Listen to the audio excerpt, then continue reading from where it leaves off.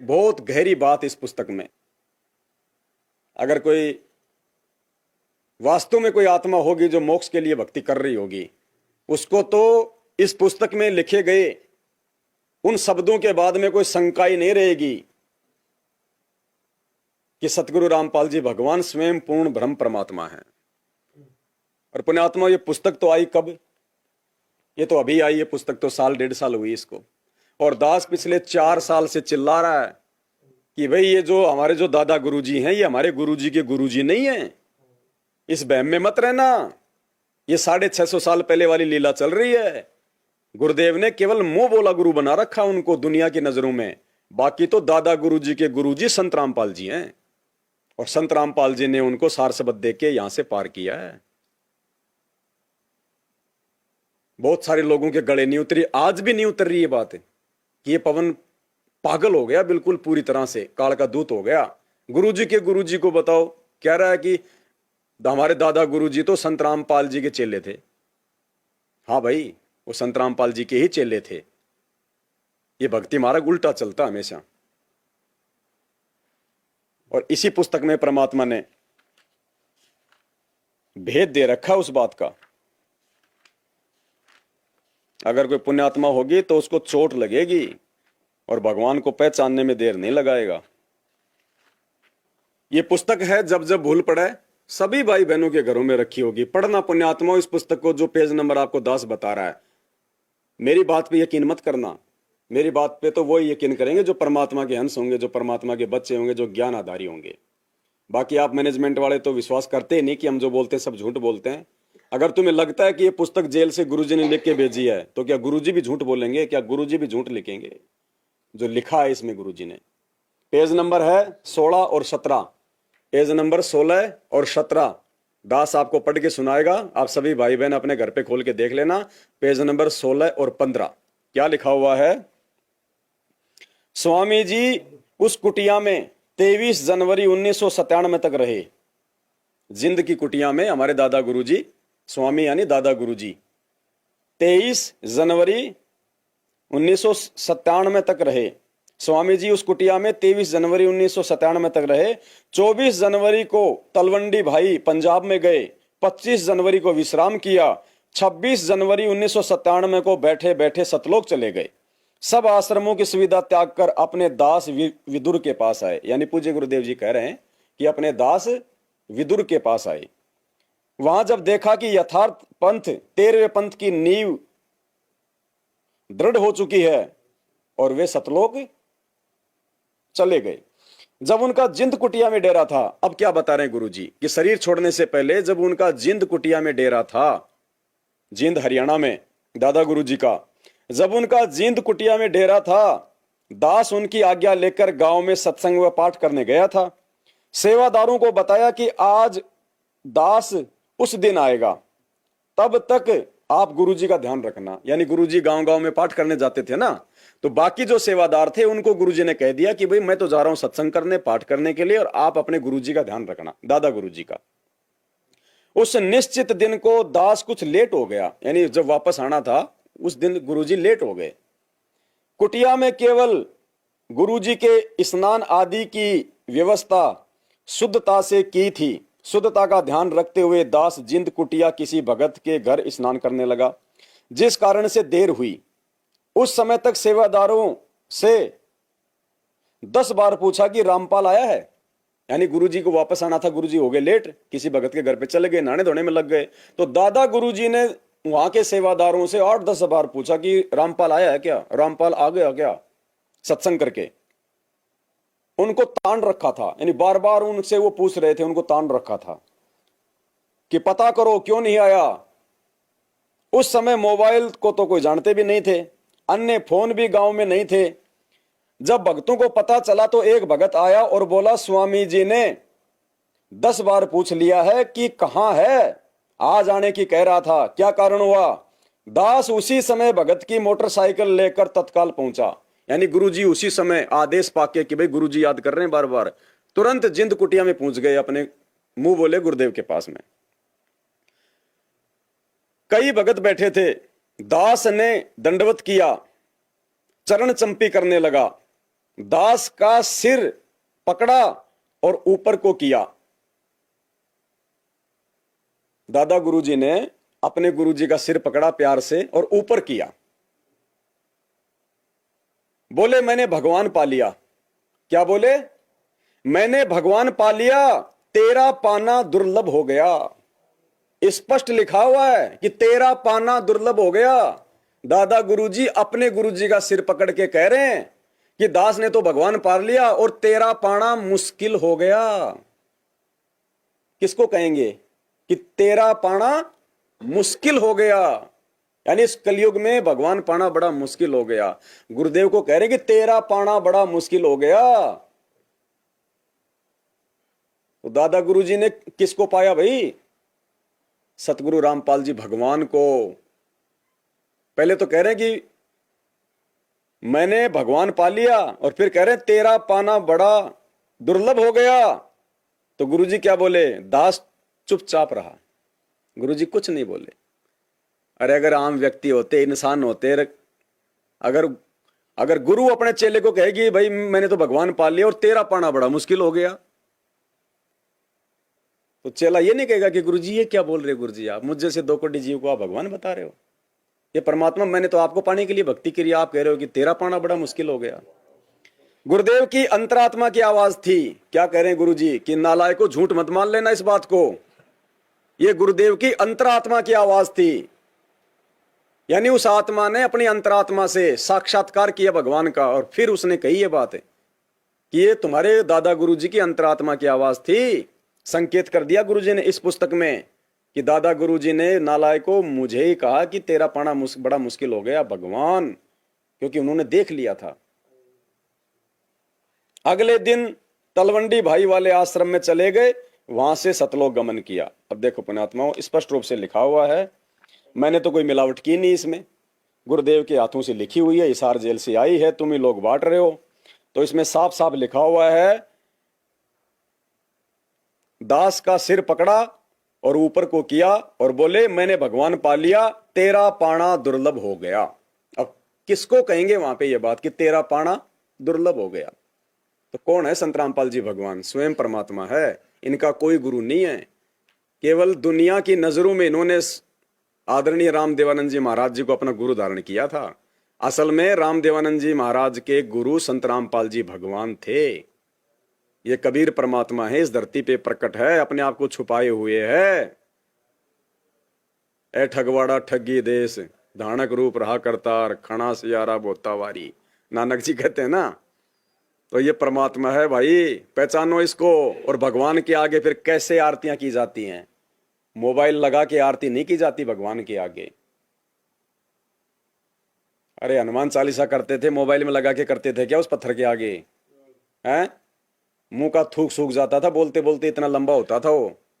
और आज ये साक्षात हनुमान मिल गया, भगवान मिल गया, परमात्मा मिल गया, और इसके आगे हम क्या कर रहे हैं? डिले और छोड़ दी हमने। तो भाई ये भी डिले और छोड़ जाएगा।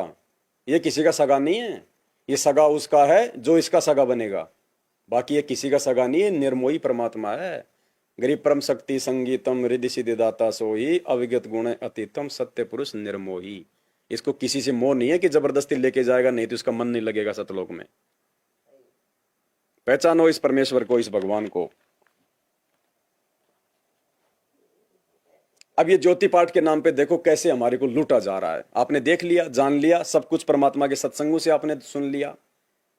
अब परमेश्वर ने क्या कहा? अरे गुरुजी अगर आश्रम में है, जब तो हम उनको ज्योति कराएं, हम उनको पाठ कराएं, कोई दिक्कत नहीं है। लेकिन उनकी गैर हाजिरी में तो परमात्मा ने हमें 5 यज्ञ दे रखी है, जिनमें एक हवन यज्ञ भी है, एक ज्योति यज्ञ भी है। तुम्हें अलग से ज्योति कराने की आवश्यकता ही नहीं है। अगर तुम इसी ज्योति को जो 5 यज्ञ के अंदर आती है, एक यज्ञ है ज्ञान की, एक यज्ञ है, दूजी यज्ञ है ध्यान की, तीजी यज्ञ है हवन की, चौथी यज्ञ है प्रणाम की, 5वीं यज्ञ सत्संगति, ये धर्म यज्ञ, ये भंडारे। अगर तुम इनको भी सही तरीके से कर लोगे, अपने घर पे भी सही तरीके से ज्योत यदि तुम जलाओगे, परमात्मा ने कहा कि भर के डाल दे कटोरा, क्या जा रहा है? अरे भगवान के आगे जला रहा है ना, वो रखता नहीं किसी का, पता नहीं कितना गुना दे देगा तेरे को घी पैसा। तू थोड़ा सा दिल को खोल के लगा तो सही। देते को हरि देते जहां तहां से आन, अण देवा मांगत फिर साहिब सुने नहीं कान। और कल्प के कारण कौन है, तू कर सेवा निष्काम, मन इच्छा फल देऊंगा जब पड़ेगा धनी से काम। और हम डरते डरते जलाते हैं आली गिल्ली करके सूखी सी। अरे ये तो धकड़ धकड़ जलनी चाहिए परमात्मा की, वो कमी छोड़ेगा क्या फिर कोई? जे तू चाला एक कदम में चालू कदम 60, जे तू हो जा काठ का मैं हो जाऊं लोहे की लाठ। बाद में रोगे पछताओगे। दिल मत जलाओ, आत्मा मत जलाओ, घी जलाओ, घी जिसका परमात्मा प्रतिफल देगा। फिर तो परमेश्वर ने ज्योति के बारे में बताया फिर कि ज्योति करवाने के लिए तुम्हें किसी और की आवश्यकता नहीं होनी चाहिए, तुम्हें किसी एजेंट की आवश्यकता नहीं होनी चाहिए। 2100 रुपए तुम आश्रमों में दे रहे हो, अरे 2100 रुपए का घी तुम अपने घर पे जलाओ, घर पे तुम्हारा घर भी शुद्ध होगा, अनिष्ट शक्तियों का प्रवेश नहीं होगा, भगवान भी जो है प्रसन्न होगा, भक्ति बनेगी तुम्हारी। और तुम उनको दे देते हो 2100 रुपए जाके आश्रमों में ज्योति के नाम पे। तुम्हारा पैसा कभी बीजेपी में लग रहा है, कभी कांग्रेस में लग रहा है, कभी राजनीति में लग रहा है, कभी उन दीवारों में लग रहा है, कभी उन पत्थरों में लग रहा है फालतू में, जिनकी आवश्यकता भी नहीं है। तो बर्बाद कर रहे हैं तुम्हारा पैसा। वो अपनी मन इच्छा जो भौतिक सुख सुविधा की चीजें वो लेके आ रहे हैं, फालतू में गाड़ी घोड़े वो खरीद रहे हैं दिखावे के लिए, एम्बुलेंस चला दी इन्होंने। बताओ, भगवान तो हॉस्पिटलों का सत्यानाश करने आया है, रोगों का निवारण करने आया है, और ये भगत होके, उस भगवान के भगत होके दुनिया के लिए एम्बुलेंस चला रहे हैं कि पड़ो बीमार जाओ हॉस्पिटल हम पहुंचाएंगे, पड़ो बीमार। मतलब एम्बुलेंस क्यों लगाई जाती है? इसलिए लगाई जाती है कि दुनिया मतलब बीमार पड़े, और बीमार पड़े तो हम उनको हॉस्पिटल छोड़ें। बताओ, एक समय एक भगत आया गुरुजी के पास में, और गुरुजी से वो था डॉक्टर, और तो ज्ञान इतना था नहीं उसको। गुरुजी से आके कहा कि गुरुजी आशीर्वाद दो, आपका दास एक हॉस्पिटल खोल रहा है। तो गुरुजी हंसे और बोले, रे नालायक, तूने सोच कैसे लिया कि मैं तेरे को हॉस्पिटल खोलने का आदेश दूंगा? मतलब मैं आशीर्वाद दूं फिर तू हॉस्पिटल खोला है, और हॉस्पिटल तेरा कब चलेगा? जब वो बीमार पड़ेंगे हैं? तो इसका मतलब मैं तेरे को आशीर्वाद दूं कि हॉस्पिटल खोल, फिर मेरे आशीर्वाद से दुनिया जो है वो बीमार पड़ेगी ताकि तेरा हॉस्पिटल चले। नालायक, तूने सोच कैसे लिया कि मैं तेरे को हॉस्पिटल खोलने का आदेश दूंगा? और ये गुरुदेव का ये परिवार है, धनाना गांव में इन्होंने एम्बुलेंस सुविधा जो है वो शुरू कर दी, एम्बुलेंस सुविधा शुरू कर दी इन्होंने, गाड़ियां लाके खड़ी कर दी धनाना गांव वालों के लिए एम्बुलेंस। आत्माओं कहां भगवान को समझा इन्होंने? कुछ भी नहीं समझ पाए। दीपक तले अंधेरा है, घर का जोगी जोगना बाहर का जोगी सिद्ध। कुछ नहीं माना, अपना बाप भी नहीं माना इन्होंने, कुछ नहीं माना इन लोगों ने, सिर्फ धंधा बना लिया इन्होंने उस परमात्मा के नाम को। धंधा हम जैसी भोली आत्माओं का आधार बना के, हमारी मूर्खता के आधार पे। तो ऐसे ये काल भगवान जो है ये ठगी कर रहा है हमारे साथ में। कब समझेंगे, कब हम इस काल के जाल से बाहर निकलेंगे? विचार करना। अब देखो परमात्मा क्या करे हमारे को ज्योति के विषय में, कि नालायक को 2100 रुपए वहां दे रहे हो, तुम भाड़ में झोंक रहे हो। 2100 रुपए का घी लाके, अरे 500 रुपए किलो घी आता है, 4 किलो घी आएगा एक महीने में। तो अगर तुम 24 घंटे जलाओगे तो भी नहीं जलेगा। 24 घंटे यदि घी जलाओगे तो 2 किलो बहुत है। 100 ग्राम भी अगर रोज अगर तुम जलाओगे तो, और 24 घंटे में 100 ग्राम ही जलेगा, और उससे भी डबल के पैसे तुम वहां दे रहे हो 4 किलो घी के 2100 रुपए। और अपने घर पे जलाओ ना, एनर्जी आएगी पॉजिटिव, परमात्मा प्रसन्न होंगे। क्या कह रहे परमात्मा ज्योति के विषय में? और तीसरी एक हवन की, यहाँ ज्योत जगह है परमात्मा की, अखंड हवन। हवन पुण्यात्माओं, जैसे अभी तक आपने देखा ये ऋषि लोग गेर कर लकड़ क्यों कह के घर तक जा था, राजाओं ने पटा लिया करते, धनिया ने उन्हें कह देते अच्छा हवन करो, वहां गेर के 2-3 धड़ी लकड़ी और ठोके दे लोटे भर वर्गी के स्वाहा स्वाहो पाटो पकड़े। अब उसमें क्या था दोस्त, वो अच्छी बात है हवन करना, लेकिन वो तरीका प्रॉपर नहीं। न्यू कारण आंधा ने उत्तर 2 बुलावे, अगर आंधे का निमंत्रण दोगे 2 आवेंगे एक की बजाय। तो कहने का भाव ये था कि वो ऋषि लोगों को हम क्यों बुलाया करते, क्योंकि हम अनपढ़ थे, उन्होंने अपना फायदा उठाया कि केवल एक ब्राह्मण ही पढ़ने का अधिकारी है, तुम अपना धंधा पीटो, जिसका जिसा काम है। परमात्मा ने ये कहा कि देखो भगवान की भक्ति प्रत्येक व्यक्ति कर सकता है, और प्रत्येक ही शिक्षित होना चाहिए। ये गलत कर रखा था इन्होंने। तो अब आप सारे शिक्षित हो गए, अब मालिक ने जो खेल खेला है, ये समय इंतजार किया है कि अब अपनी प्यारी आत्माओं को अपनी महिमा में अब बताऊंगा और सारे सबका समझ में आएगी। अब आप सभी शिक्षित हो गए और सभी को मंत्र ये परमात्मा की वाणी याद होगी। छोटे छोटे बच्चा के पूरी आरती याद हो रही है भगवान की वाणी की। अब एक रुई, एक 1.5 ग्राम 2 ग्राम रुई लगेगी, एक जोत बना दे,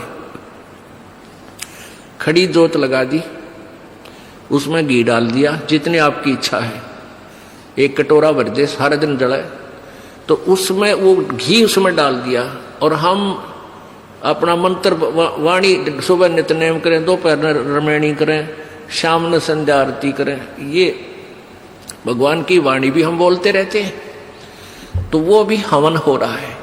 उस लकड़ियों वाले हवन की तुलना में ये हवन श्रेष्ठ है, क्योंकि इसमें आप एक 100 ग्राम रुई में 1 क्विंटल घी हवन कर सकते हो। उसमें घी, उसकी जोत न जलन नहीं दे, उसमें डालने जावेगी। 100 ग्राम जोत में 1 क्विंटल घी हवन कर सकते हो आप। और लकड़ियां में 1 क्विंटल घी हवन करने के लिए कम से कम भी 20 किलो तक कम से कम लकड़ी जला देते हो, तो उन लकड़ियों के जलने से कार्बन डाइऑक्साइड अधिक होती है। उस 2 धड़ी यानी 20 किलो लकड़ी समाप्त की जलने की तुलना में एक 100 ग्राम रुई की का प्रदूषण उससे कई हजार गुना कम होगा। तो हमने ये अपनाना है, तो हम अपना हवन डेली करें हैं। अब क्या करा करते, कोई मृत्यु होगी, बुलाओ गुरुजी ने और हमारा हवन करियो 2 दिन 4 दिन, वो 2 दिन के हवन में किला टूट गया। रोज करो हवन अपना, एक जोत लगा दे, सुता उठ के हाथ पैर धो ले, नहान का ना फुर्सत मिले, कोई जरूरी ना होती नहाना, इसमें नहाए धोए क्या भ्याज है, मन का मैल ना जाए और मीन सदा जल में रहे, धोए बांस ना जाए। अंदर से अंत तक साफ हो, हाथ पैर जरूर धो ले, क्योंकि धार्मिक वस्तुओं का हाथ लगाने, और जोत ला दे, अपना मंत्र करता रहे, काम करता रहे, अपनी आरती बोल ले, जा नित्यनेम भी कर ले, रोटी पोए जा, नित्यनेम चलता रहे। आजकल तो आधुनिक बहुत से उपकरण हो गए हैं, वैसे भी याद हो जाते हैं कुछ दिनों में। और नहीं बैठ कर अपनी किताब लेकर वह पढ़ ले। अब हवन हो गया, तो हम अपना काम आप करेंगे जब बात बनेगी, तो हम अपना काम आप करेंगे तब बात बनेगी। अब एक तुमने ज्योति करा दी उन फर्जी आश्रमों में, कौन सा किला टूट गया भाई एक दिन में। परमात्मा कहते हैं अपना अच्छे से करो, अपने घर पे करो, रोज करो, अपना काम खुद करने से बात बनेगी, दूसरों के भरोसे नहीं।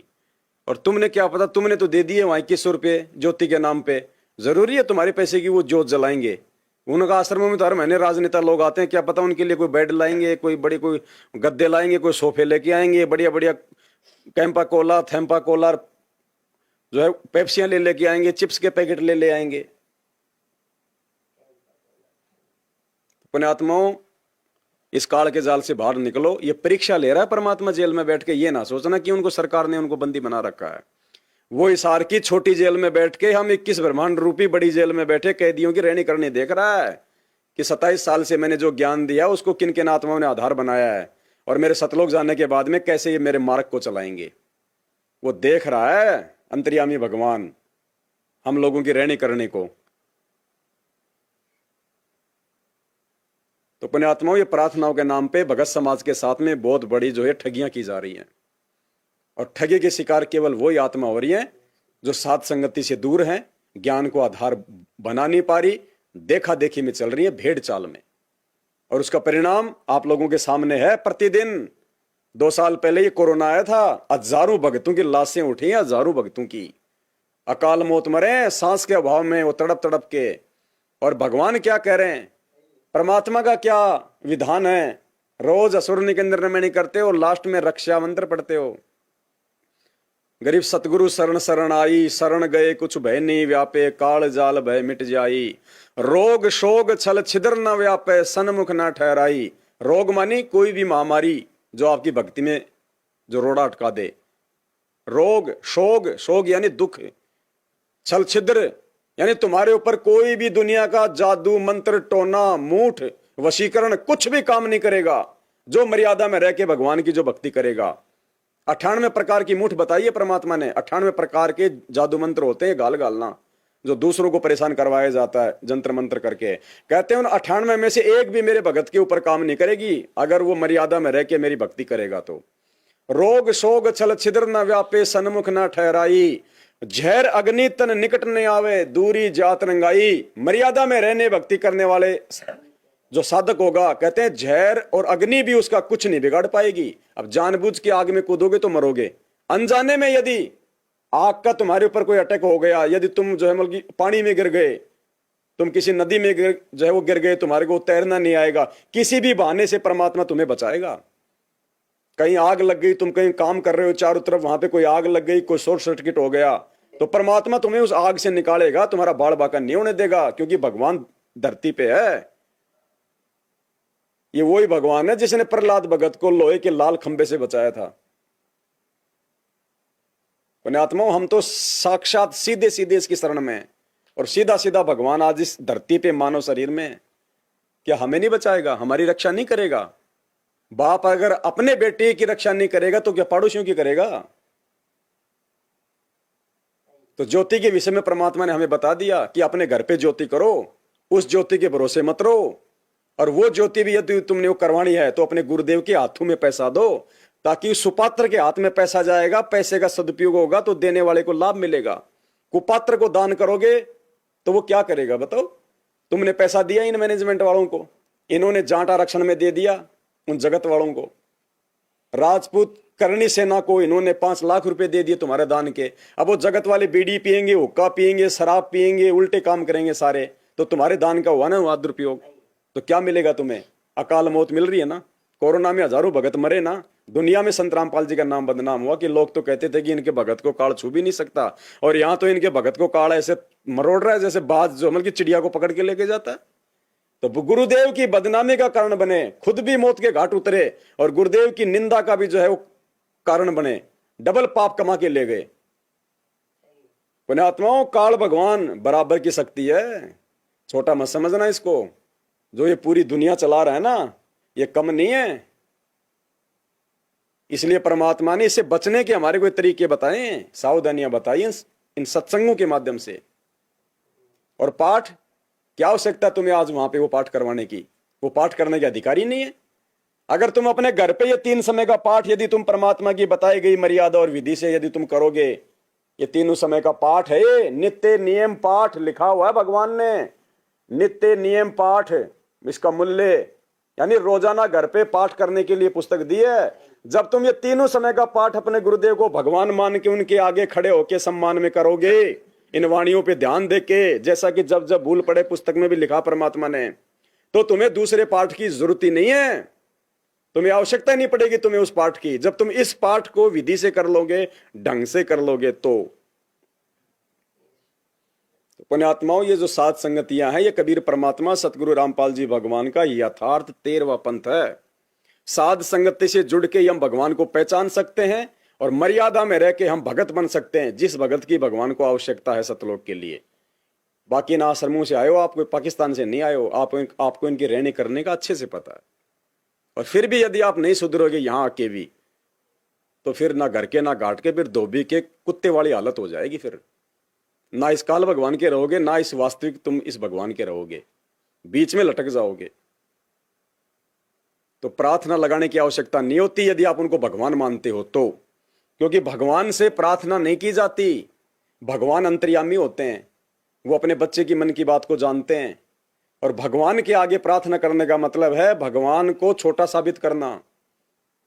अरे एक 6 महीने का बच्चा होता है, और 6 महीने के बच्चे को नहीं पता कि 2 महीने बाद में सर्दी आने वाली है, लेकिन वो बच्चा अपने माता पिता पे पूर्ण रूप से आश्रित है, उनके अलावा किसी को नहीं जानता।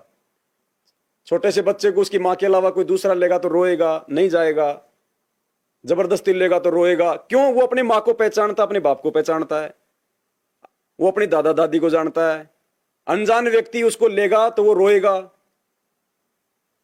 तो वो बच्चा अपने माँ बाप के ऊपर आश्रित है। इसलिए जब वो सर्दी आती है तो उस बच्चे को बोलने की जरूरत नहीं पड़ती है कि पापा जी सर्दी आने वाली है, जूते लाके दो, स्वेटर लाके दो। वो माँ बाप सर्दी आने से पहले उसको सारी चीजें लाके दे देते हैं, गर्मी लगेगी तो पंखा लेके आ जाते हैं, मच्छर काटेंगे तो मच्छरदानी लेके आ जाएंगे। क्यों? उस बच्चे को तो नहीं पता कि जो सर्दी कब आती है, गर्मी कब आती है, बरसात कब आएगी, वो माता पिता को पता है। क्यों? क्योंकि बच्चा माता पिता के ऊपर आश्रित है। तो जी इसी प्रकार जब हम अपने गुरुदेव भगवान के ऊपर पूरी तरह से आश्रित हो जाएंगे कि परमेश्वर जीना तेरे चरणों में, मरना तेरे चरणों में, किसी और के आगे भीख नहीं मांगेंगे परमात्मा, चाहे सुख में रखना चाहे आप जो है दुख में रखना, और मर्यादा मेरे के जब विधि से भक्ति करेंगे, ये तीनों समय की आरती, ये मंत्र सुमरण वगैरह करना रही है।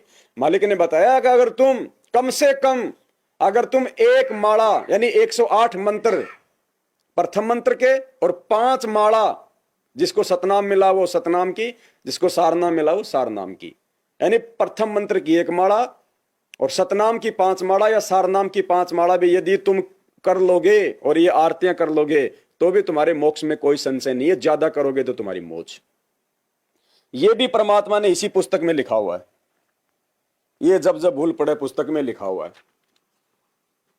इसी पुस्तक में लिखा है परमात्मा ने, जो मैनेजमेंट के हाथों से संगत में बंटवाई जाती है। समय आने पे आपको दिखाएंगे वो भी सारी बातें।